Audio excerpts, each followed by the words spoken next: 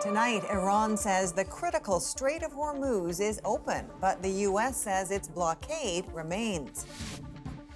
The Strait of Hormuz is fully open and ready for business. Ships start to move, the price of oil dips, but will it last? What is happening now is the largest energy crisis we have ever faced. Airlines cancel flights, including in Canada. How long it could take to stabilize supply. And breaking tonight, the Ontario man accused of selling poison online and charged with 14 counts of murder will plead guilty to assisting suicide, his lawyer tells CBC News.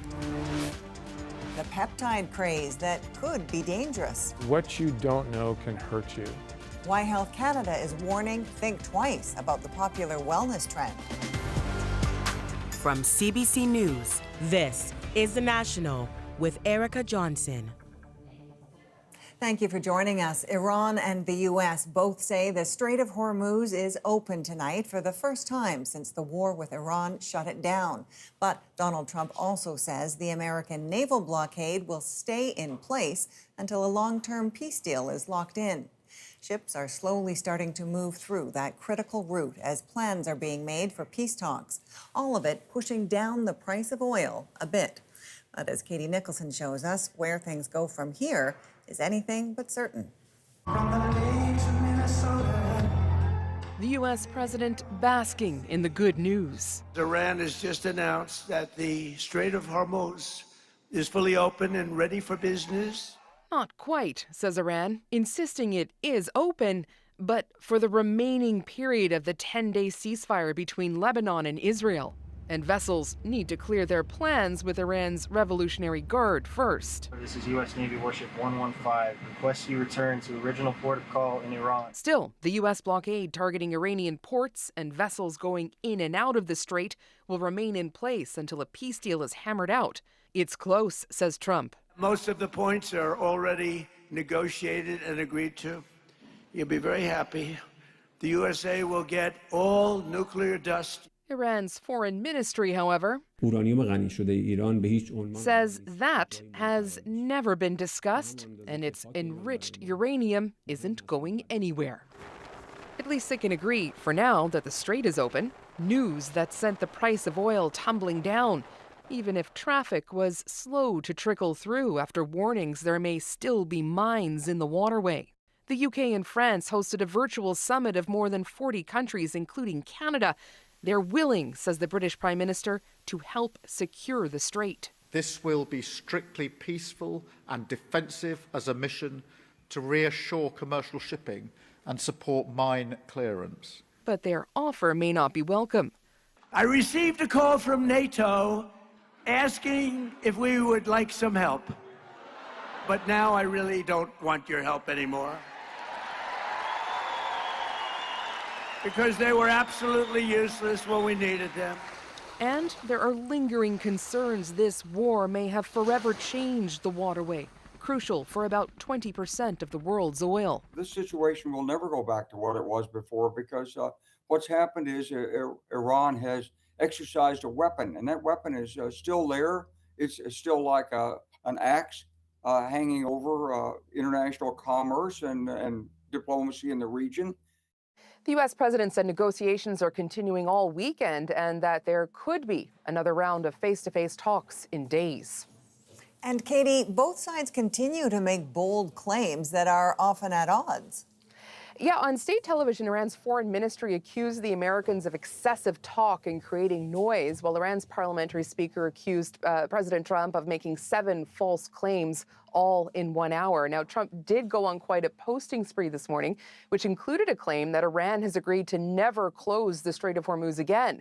Iran hasn't commented on that specifically, but this really speaks to how difficult it is to know what is true in this conflict and what progress is actually being made behind closed doors. Okay, thanks for this, Katie. Katie Nicholson in Washington. While ships are slowly starting to move through the strait, experts say it could take weeks or months to get back on track.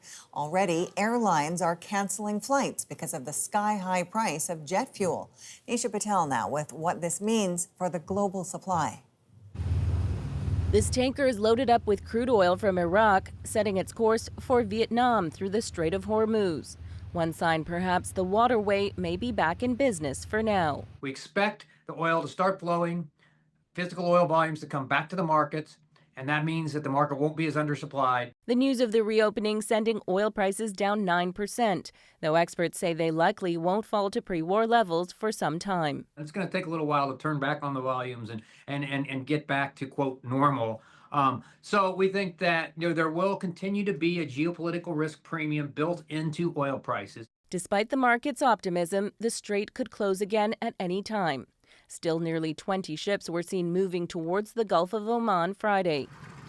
About 1,000 vessels have been stuck in the Persian Gulf for weeks, and companies are anxious to get their goods to market. In best case, our ships could probably leave at the end of this weekend or beginning of next week until everything is cleared.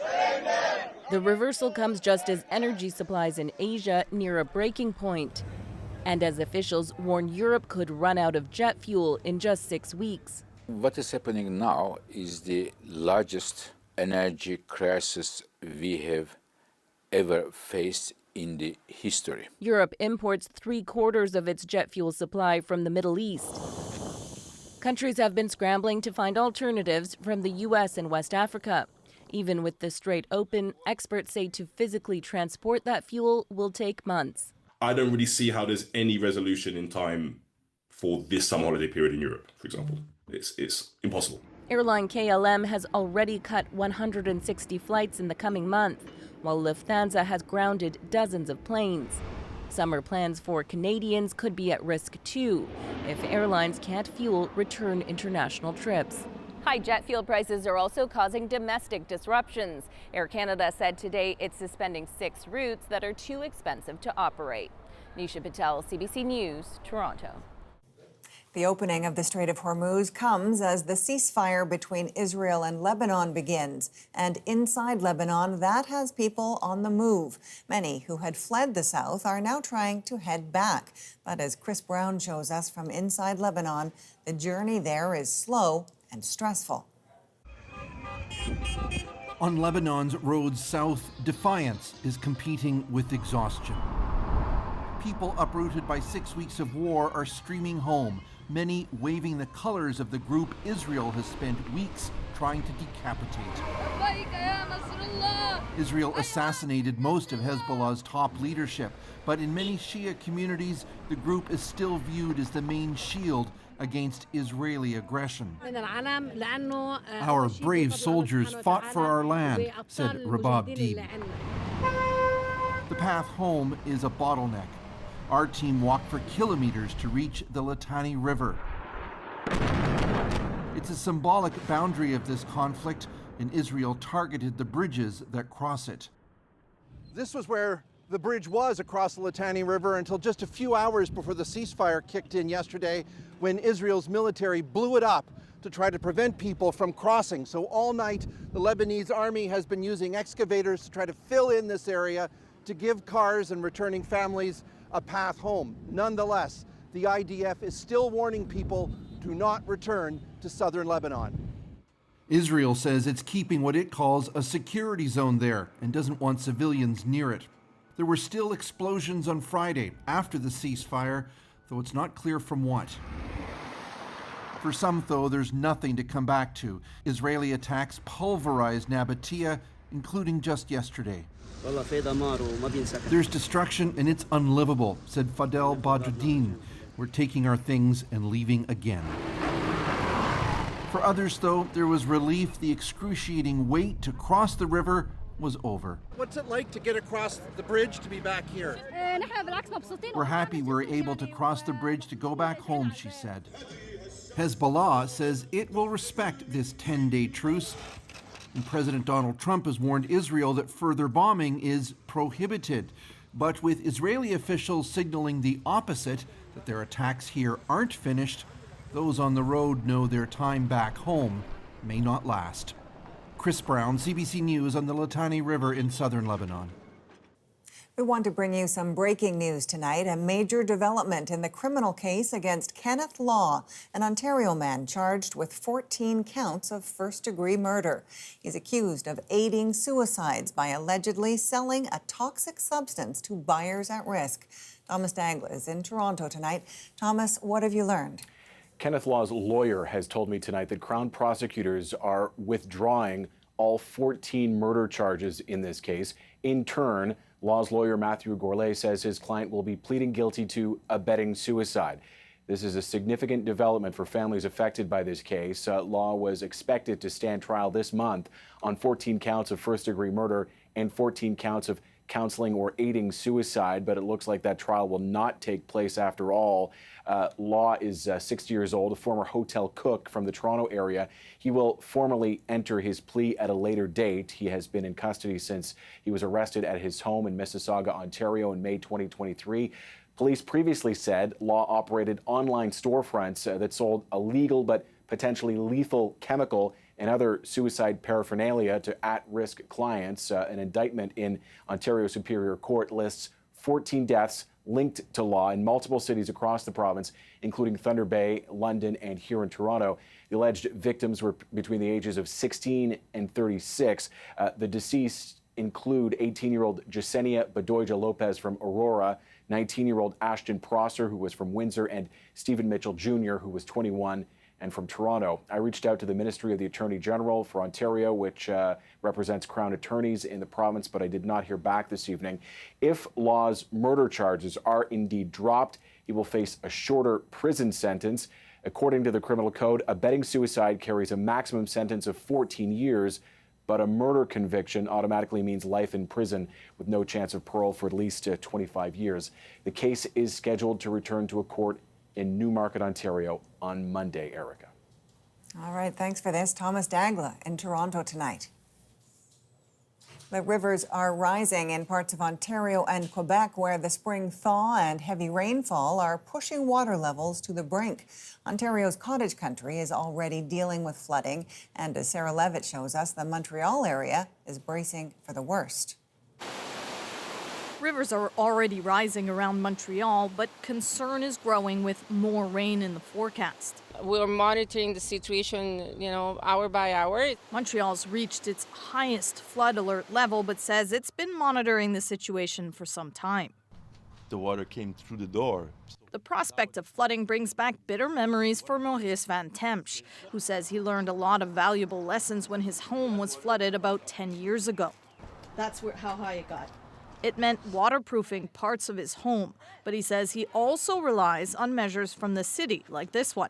A temporary dike built with barriers and sandbags already holding back water a half-meter high. The city has also installed pumps in some areas. Mother Nature being the way it is, sometimes unpredictable, could do anything at any moment, right? But in the meantime, we're following our intervention plans. The spring thaw combined with rain, not just a danger in southern Quebec, but also in parts of Ontario and Manitoba. We're expecting a cold front to sweep across the areas that are suffering the most from the flooding situation. With that, most of southern Ontario will receive approximately 10 to 20 millimeters of rain. In Ontario's cottage country, rising waters forced the closure of bridges in Minden on Friday. An hour west in Bracebridge, some properties have already flooded. A lot of folks are involved in supporting those properties that are in a bit of a challenge, really focusing on the pinpoint areas, the challenged areas that are generally flood prone. Better prepared than caught by surprise.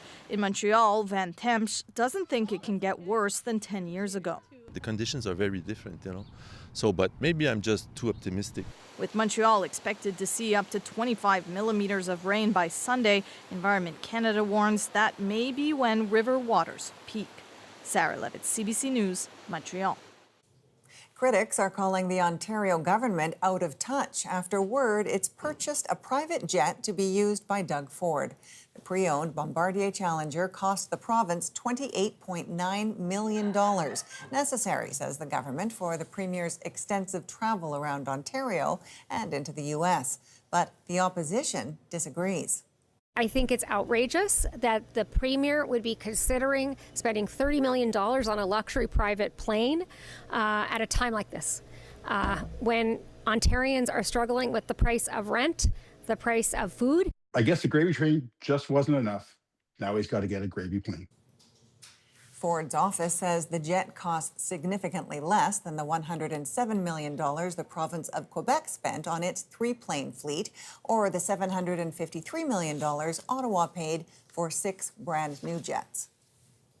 BC is launching a new pilot project to tackle the toxic drug supply, using AI to track where dangerous drugs are headed to warn users quickly. Tanya Fletcher now with how this Canadian first could work. In a BC research lab, this robot is learning how to analyze drugs taken off the streets.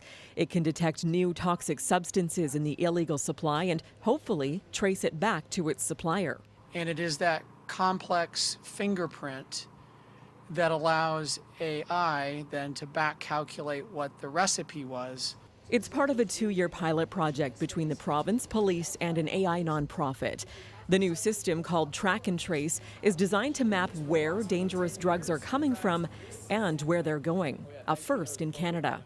We will be able to compare samples across time and across jurisdictions. This means we can start to see patterns in the supply chain that were previously invisible. It all comes a decade after BC declared a public health emergency over toxic drugs. While overdose deaths fell last year, there's a new surge in additives like medetomidine, an animal tranquilizer.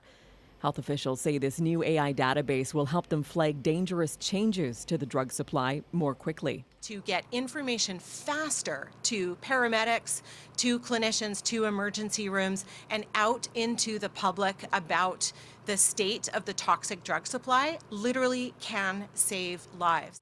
The province says the project is not designed to target drug users. For now, the drugs being tested won't be connected to criminal investigations, but the goal is to eventually use the results in court, raising privacy concerns. Because on the surface, they're not tying these drugs to individuals.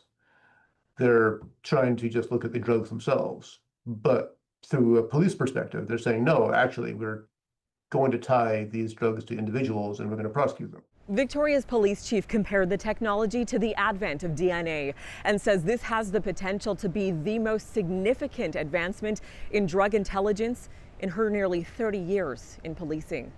Tanya Fletcher, CBC News, Vancouver. Peptides are the latest wellness craze for everything from weight loss to anti-aging.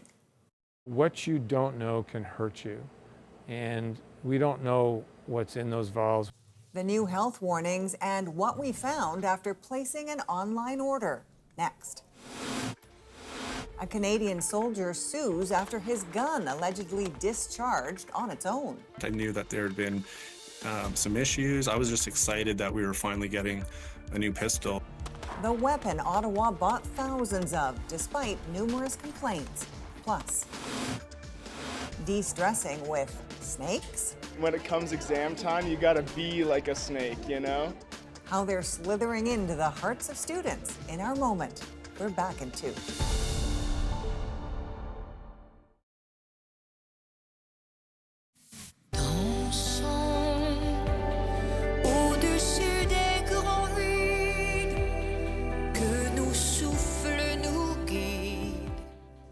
Celine Dion dropping a new ballad today ahead of her comeback residency in Paris, titled Dansons, meaning let's dance in English. The Canadian icon has largely been out of the spotlight for the last several years, dealing with health issues. Health Canada is warning some injectable peptides bought online may be causing adverse reactions. The drugs are trending among wellness influencers, marketed as shortcuts to gain muscle, even live longer. Christine Birak looks at the hype and the risks.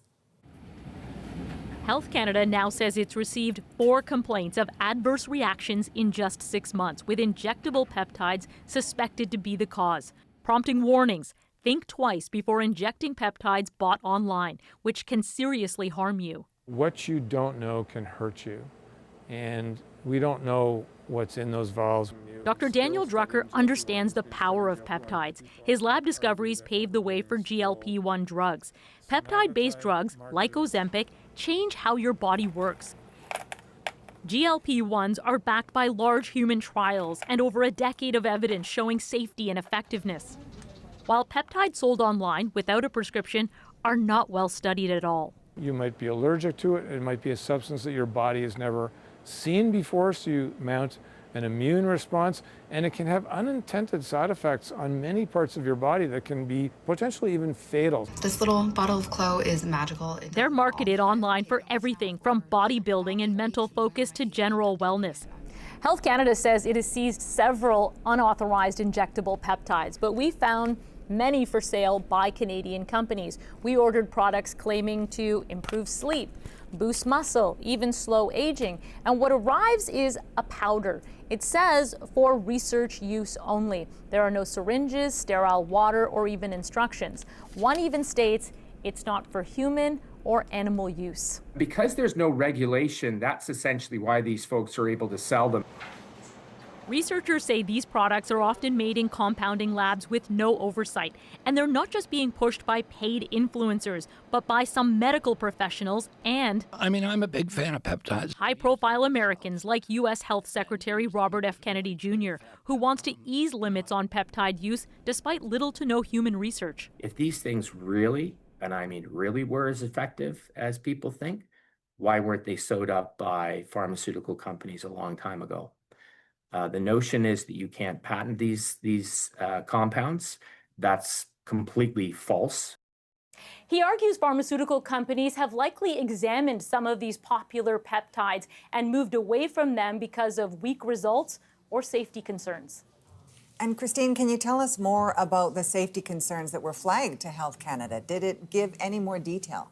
Health officials would not elaborate on those reports, but did say unauthorized injectable peptides can cause hormone imbalances, blood clots, liver and kidney damage, or promote the growth of tumors, which is why researchers say Health Canada may need to do more than just warn Canadians, but tighten regulations on these products to prevent Canadians from experimenting on themselves. Okay, thanks, Christine. Christine Birak tonight in Toronto. A Canadian critic turned filmmaker is stepping into the spotlight. That was the first time in my life where my life felt as good as a movie. So it's really a time capsule of Montreal and a love letter to the city. Yeah.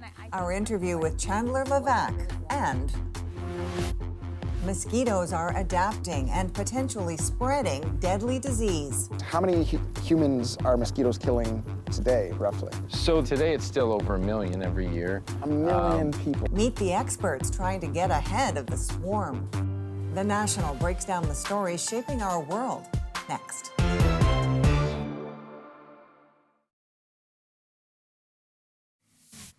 Alors, c'est un grand plaisir.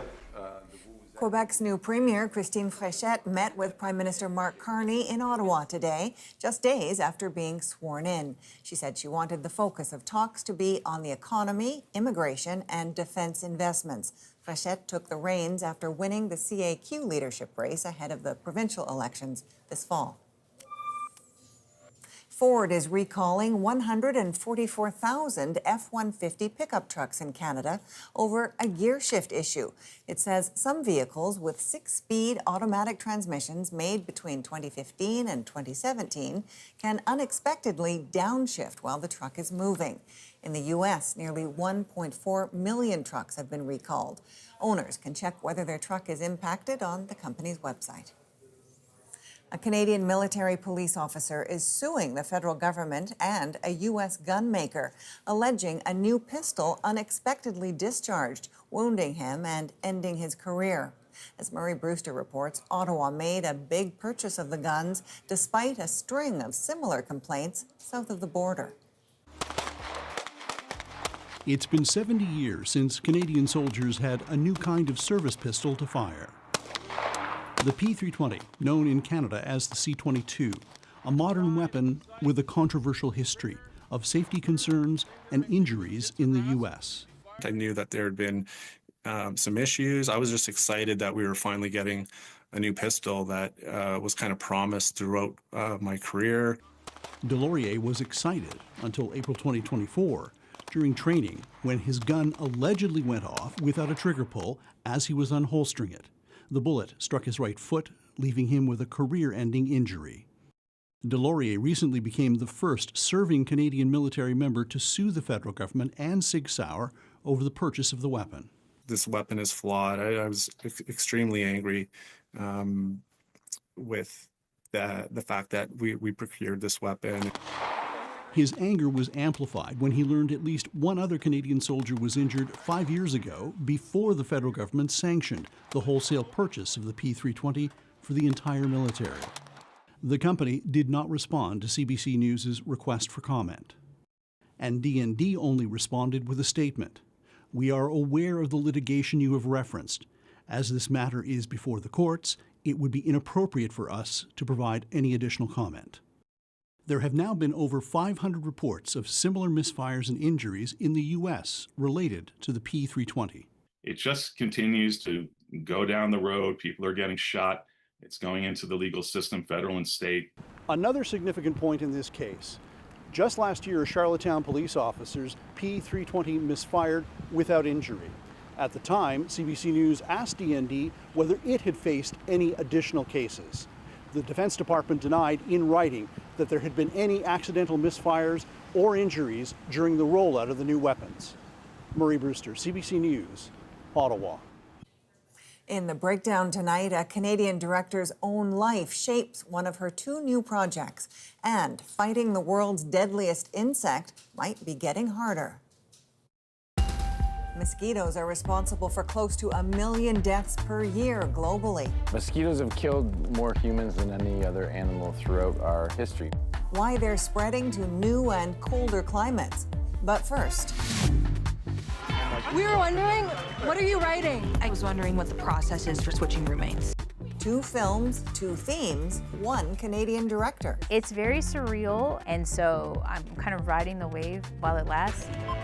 Welcome to sequels. Oh, hey, Lawrence. 4 years after Chandler Levack's breakout film, she's back with 2 premieres. One's in theaters, the other's streaming. Eli Glasner sat down with her in Toronto. Chandler Levack is having a moment. I just feel like I crossed into like a multiverse or like a timeline that I was never supposed to be in.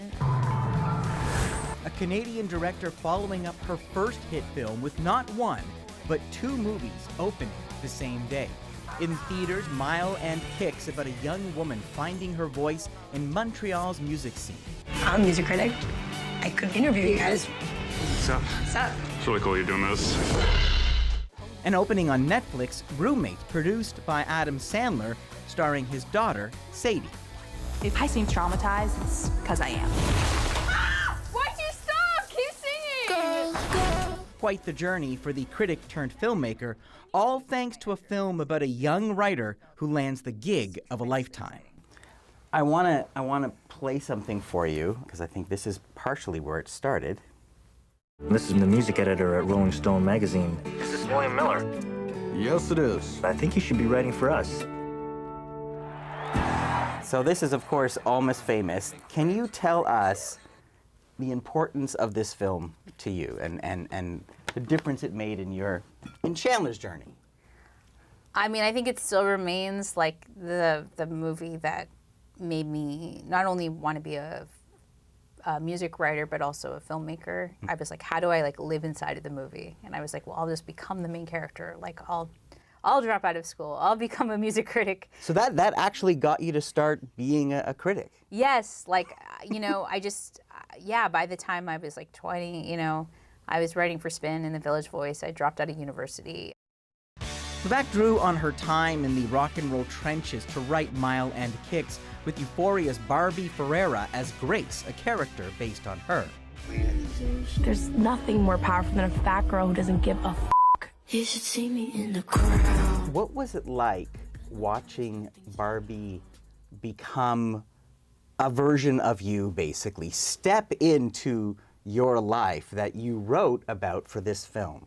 This was very surreal, kind of, because, I think Barbie maybe bears a little, I mean, she's definitely the yassified glow-up version, but, And so just like there would be these moments where, yeah, it would be something that, you know, I've been writing the script for 10 years and it'd be something that just, it felt a little bit like truer than life. Is that your t-shirt? It is. Yeah, I was an intern at Spin in 2007. So it's vintage. Montreal is the most exciting place for indie rock. When Levack arrived in Montreal, the Mile End neighborhood was the nexus of a music scene that was exploding with artists like Grimes and Arcade Fire. Was just kind of completely blown away by just even getting to be a part of that scene as tangentially and awkwardly as I was. And so I think, yeah, I think this film is just like me really just, that was the first time in my life where my life felt as good as a movie. So it's really a time capsule of Montreal and a love letter to the city. Yeah, there was a time in this film where it looked like I was going to maybe shoot it in 2018, and I couldn't get any actors to read the script. I couldn't get the money from Telefilm. Nobody wanted to do it, you know, and some producers at the time were like, well, you should shoot this film in Hamilton, or maybe you can shoot it in Northern Ontario, maybe you shoot it in Sudbury. And I was like, I will kill myself if that's the case. Like, we would spend our entire budget just trying to recreate like one street corner, you know. There's this kind of like magic and quality to Montreal, like in the apartments and the spiral staircases. But if Almost Famous was the film that inspired her, Mile End Kicks adds something it lacked. We were wondering, what are you writing? Oh, I'm a music critic. Oh, cool. Because you talk about those genres, you talk about the kind of music movies and the hangout movies, but did you feel that there was a perspective missing from those?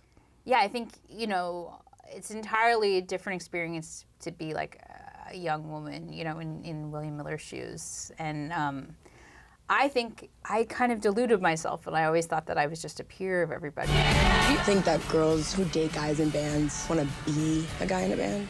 Being a 22-year-old woman in a male-dominated space, you know, who's writing about music, it's sort of like a dog that can walk on their hind legs or something. In the film, What Brings Grace to Montreal is writing a book about another strong female voice, Alanis Morissette.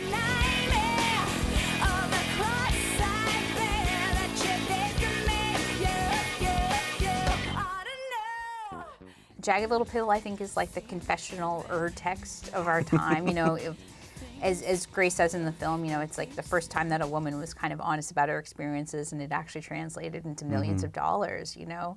Jagged Little Pill is really her trying to reclaim her own story and kind of find her voice.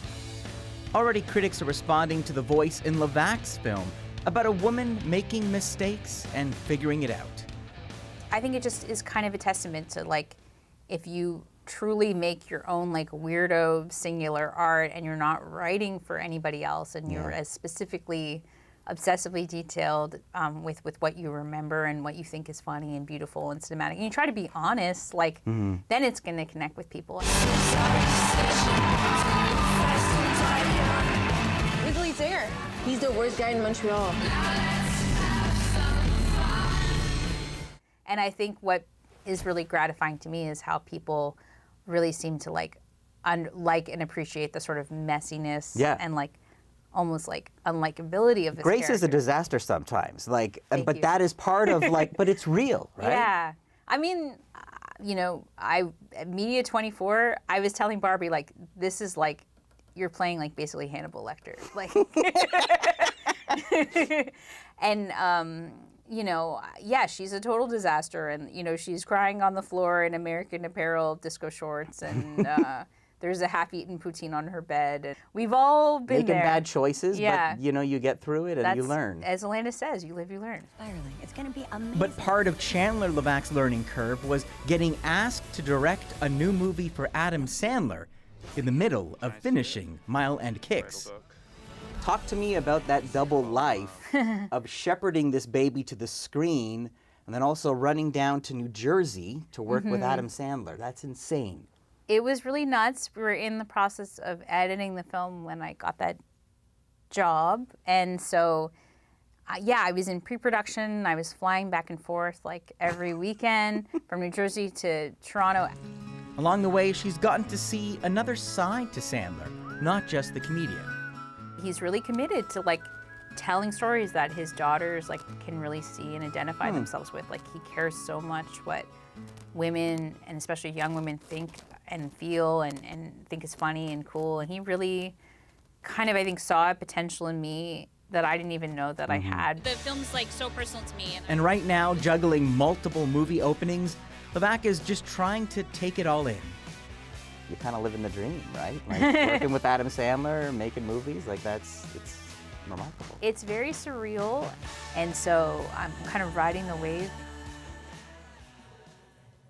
Levack's Netflix project Roommates came about after Adam Sandler saw her 2022 debut film I Like Movies, and days after chatting with him, Levack was on a plane to Los Angeles.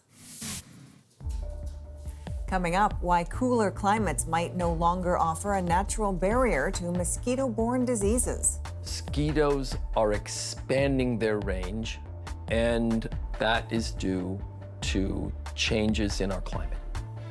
Why experts say the deadly predators are adapting and winning. Next.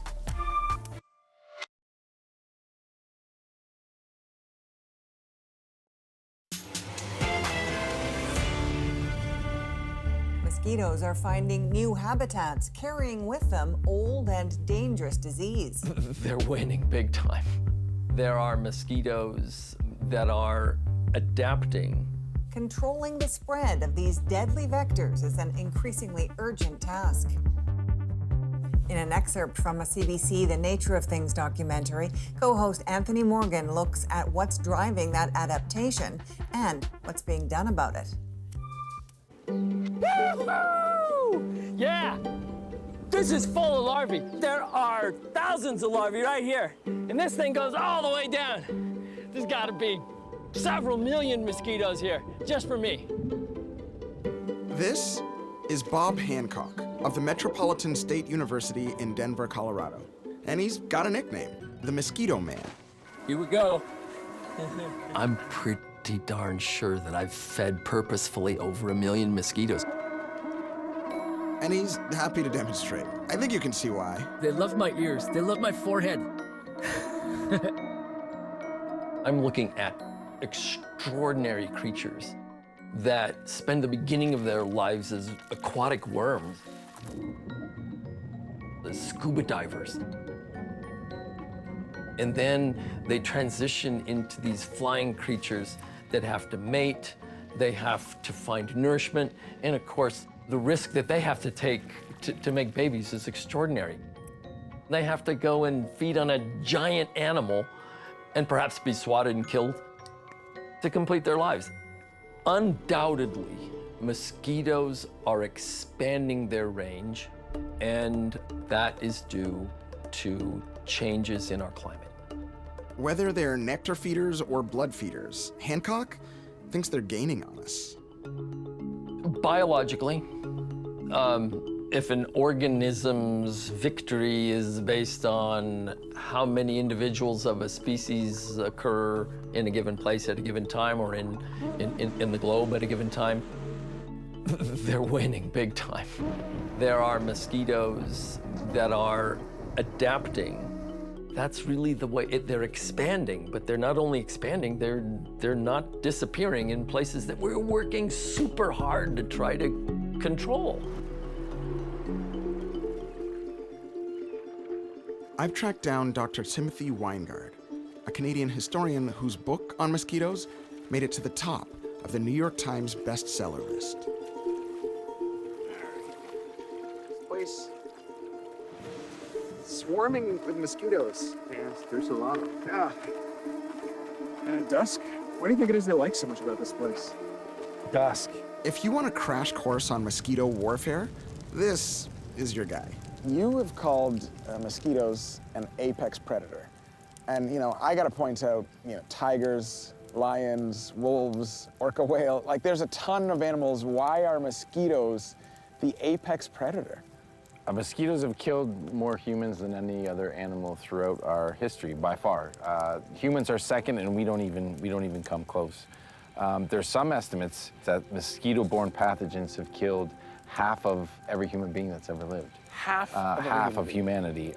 Well, you said half of all humans. How many humans are mosquitoes killing today, roughly? So today it's still over 1 million every year. 1 million people. And that's who die from mosquito-borne pathogens, not who are infected or recover and go through a horrible torment and sickness, whether that's malaria or dengue or chikungunya, to name but a few. They can evolve and adapt very quickly, which is also why humanity's been battling both mosquitoes and their pathogens for eternity. Dr. Ware, who is chair of the Department of Invertebrate Zoology, says the mosquito isn't trying to make us sick. Its feeding system has been hijacked. The mosquito is responsible for a lot of death, the most deaths worldwide for things like malaria, but it's not actually the mosquito that's responsible for the death. It's actually a pathogen that has kind of hijacked the feeding system of mosquitoes. So mosquitoes are sometimes called vectors because what that means is that they're taking a pathogen and they're entering it into our system. And so the pathogens, things like protozoans, little small microorganisms, they basically have their own evolutionary pathway. They've kind of hijacked the mosquito's feeding system. They travel in with the pain reliever and the anticoagulant, and that's how they invade our bodies. So it's not the mosquito's fault, really. They're just kind of along for the ride. Pull that back from here, please. Daniel Peach studies mosquitoes at the Savannah River Ecology Lab at the University of Georgia. And he thinks the comparisons to COVID-19 are not a stretch. The next global pandemic very well could be carried by mosquitoes. And we have things that are ongoing right now, which sort of borderline on that already. So for instance, dengue virus in the Americas, primarily South and Central America, there's more dengue currently than there ever has been historically. But malaria and dengue are tropical diseases. Surely the howling winds and snows of the global north are a barrier. I mean, doesn't winter kill them? There's a saying out there that winter is an excellent cure for tropical diseases, but it's not a perfect shield. So historically, even in Canada, there were cases of malaria. It's not uncommon for mosquitoes to be in airplanes or in people's cars. But as our climate changes, it just makes it easier and easier for it to establish, were it ever to make that jump. And the same is true for many, many pathogens out there. Well, in Canada, we're lucky. We live in a place that doesn't have a big mosquito-borne illness problem. Not yet, anyways. And you can watch the full episode, The Mosquitoes Are Winning, on YouTube or CBC Gem. Now to another story we're working on. Equalization payments are a long-held grievance for some Albertans and fuel for separatist arguments. Lindsay Duncombe breaks down how the process works and why it's sometimes misunderstood. Here's a preview. In Alberta, equalization is often a dirty word. The fact is, Alberta taxpayers can no longer be asked to continue to subsidize the entire country through equalization and federal transfers.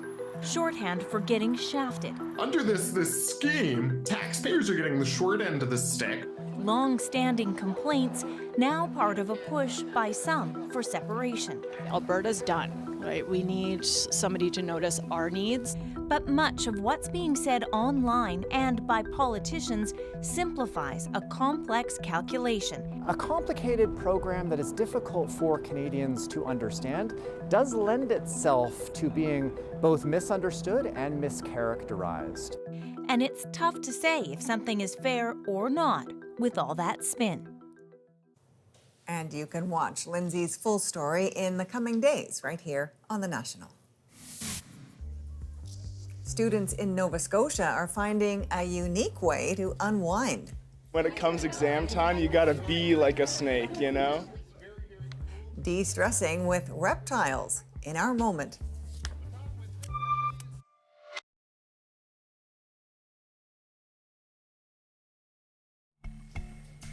You're looking at a cuddle session at Nova Scotia's Acadia University. Students there taking part in a de-stressing exercise with snakes. The reptiles were brought in to help calm nerves during exam season. And tonight, their much-needed snake therapy makes our moment. Those allow her to detect temperature differentials as little as 1/1000th of a degree Celsius. My mission statement is simply to teach people, as many people as I can, to love snakes. They're wonderful to interact with and wonderful to spend time with. We're part of Acadia's mental health initiative, and they've been doing tremendous work at benefiting the mental health and wellness of students on campus. School is a very, very stressful time, and the kids just sit there and they enjoy it so much. It's immensely satisfying to see. And when it comes exam time, you gotta be like a snake, you know?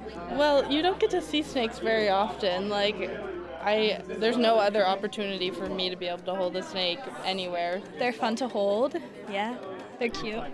If you can learn to love one of the most reviled creatures on Earth, the entire natural world becomes accessible to you and endlessly fascinating.